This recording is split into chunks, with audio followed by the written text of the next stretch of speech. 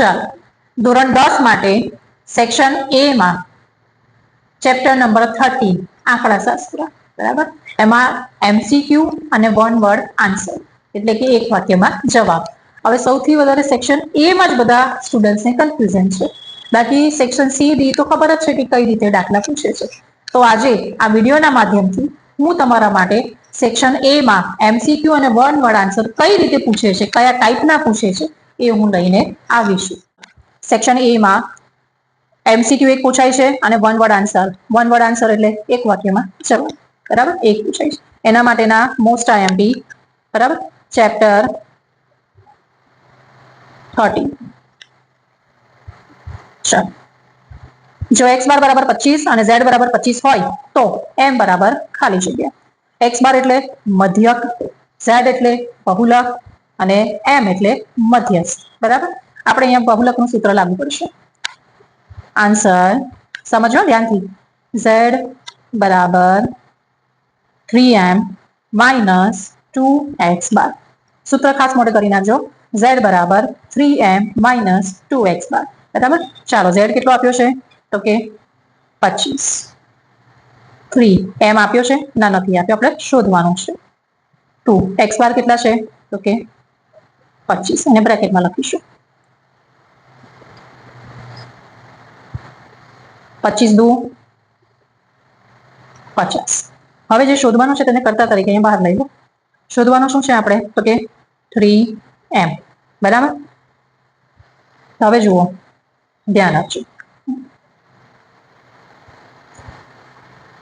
-50, આ 25 છે અહીંયા લઈ લીધા, બરાબર. બરાબર, પછી આપણને ખબર છે કે પાછળના જે પણ નંબર હોય એની આગળની સાઈન બદલાઈ જાય. માઇનસ હોય તો પ્લસ થઈ જાય અને પ્લસ હોય તો માઇનસ થઈ જાય. તો બરાબર, પછી આ -50 છે તો અહીંયા આવશે એટલે શું થઈ જશે? +50. તો 3m બરાબર 50 + 25 કરો એટલે કેટલા આવશે તો કે 75. માટે m બરાબર 75 ભાગ્યા m ની આગળની જે સંખ્યા છે એ નીચે ભાગાકારમાં જશે, બરાબર. તો m બરાબર 75 ભાગ્યા 3 કરો એટલે કેટલા આવશે તો કે 25. આ આપણો આન્સર. કોઈક માહિતી માટે z - m બરાબર 2.5 અને x બાર બરાબર 20 હોય તો z બરાબર ખાલી જગ્યા. અહીંયા પણ તમારે બહુલકનું સૂત્ર લખવાનું છે. તો કે z બરાબર 3m માઇનસ 2x બાર. હવે આપણે શોધવાનું જ બહુલક છે, જે આપેલું છે આપણે લઈ લઈએ છીએ. તો કે z બરાબર 3. હવે m શું આપ્યું છે અહીંયા આપ્યું છે કંઈ તો કે z - 2.5. કઈ રીતે લેવાનું જો હું સમજાવું છું, ધ્યાન આપજો. આ z - m બરાબર 2.5 આપ્યું છે અહીંયા આ રીતે, બરાબર. તેને લેવાનું m બરાબર z બરાબરની સાઈન હટી જાય એટલે 2.5 માઇનસ થઈ ગયા. ક્લિયર? એટલે m જ્યાં આગળ છે ત્યાં આગળ આપણે શું મૂકવાનું? z - 2.5 minus 2.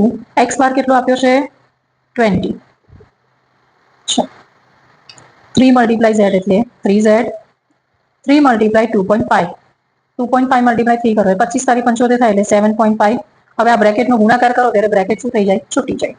-20 દુ 40 બરાબર z. હવે ધ્યાન આપજો, બરાબર. 3z.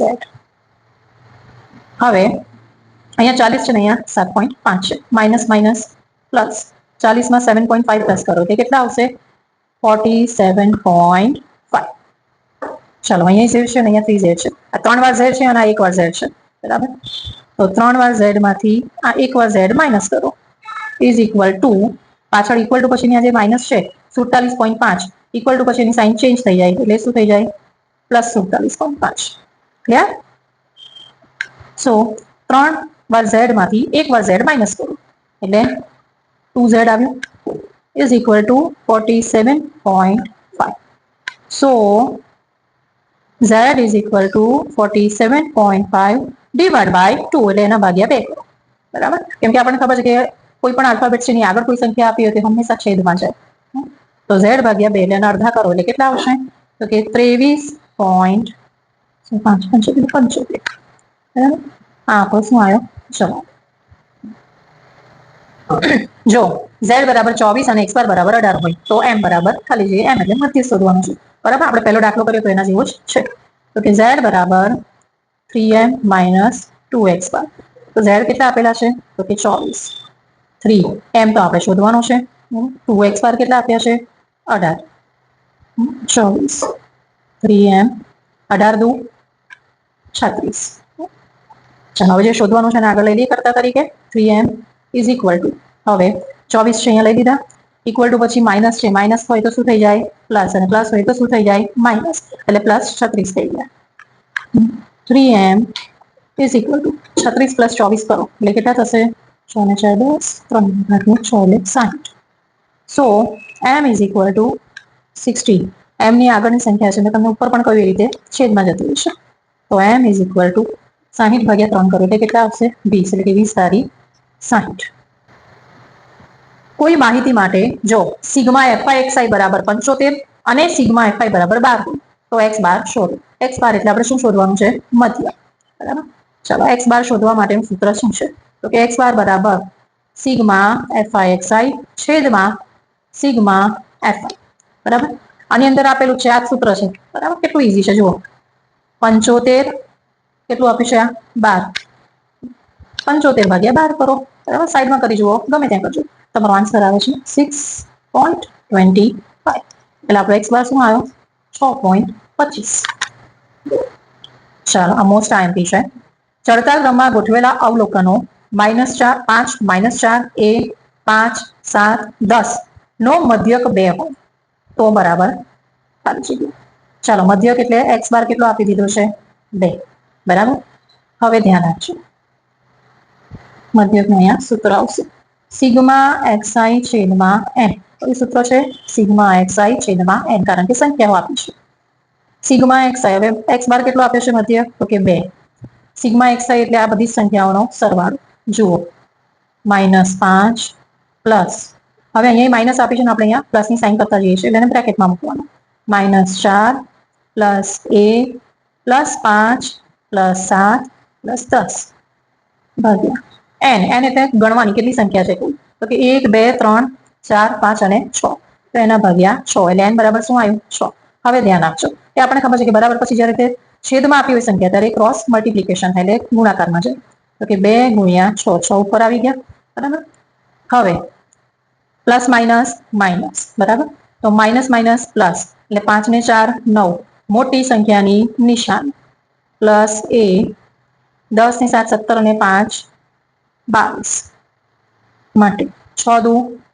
12 પ્લસ માઇનસ માઇનસ 22 માંથી 9 માઇનસ કરો કેટલા આવે છે તો કે 13 પ્લસ a ચાલો આપણે શોધવાનું શું છે મિસિંગ કયું છે તો કે a હવે જે શોધવાનું છે એને કરતા તરીકે બહાર લઈ દીધું બરાબર એના બરાબર પ્લસ અહીંયા 12 છે આઈવા ને રાખ્યા આપણે રાઈટ હવે બરાબર પછી 13 પ્લસમાં છે ને પાછળ આવે એટલે શું થઈ ગયા -13 થઈ જાય તો a ઇઝ ઇક્વલ ટુ 13 માંથી 12 માઇનસ કરવા પડશે કારણ કે મોટી સંખ્યા પાછળ છે તો શું આવશે -a તો આ જે મિસિંગ છે આપણી પાસે a એનો આન્સર શું આવ્યો -a આ મોસ્ટ આઈએમપી છે એની જગ્યા પર તમને x y કોઈ પણ આલ્ફાબેટ લખીને આપી શકે છે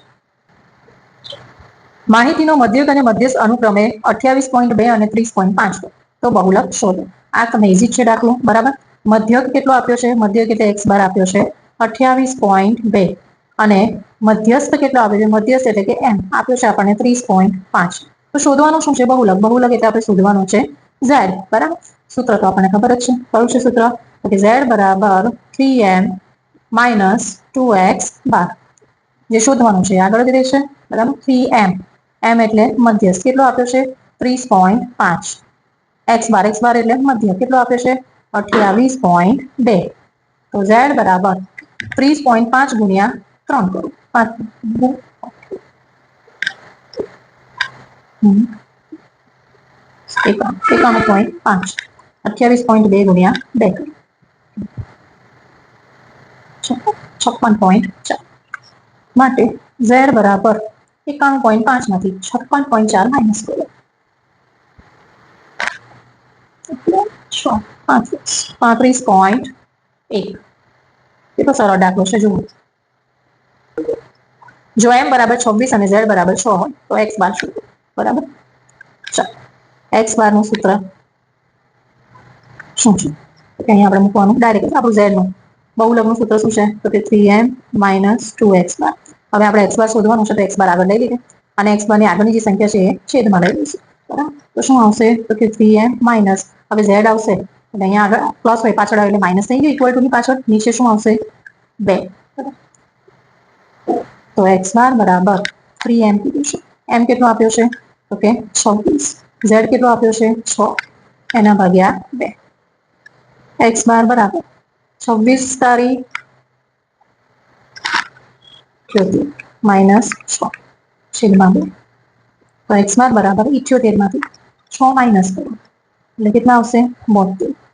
72 ભાગ્યા 2. તો x બાર બરાબર કેટલા આવશે? 36 દુ 72 એટલે જવાબ શું આવ્યો? 36. ચાલો આપણે આ એક ચોથા નંબરનો સમ છે બાકી રાખ્યો છે. બરાબર, આ પણ તમને મેં કહું કે જે આપણે પહેલો ભણ્યો ને એના જેવો જ છે.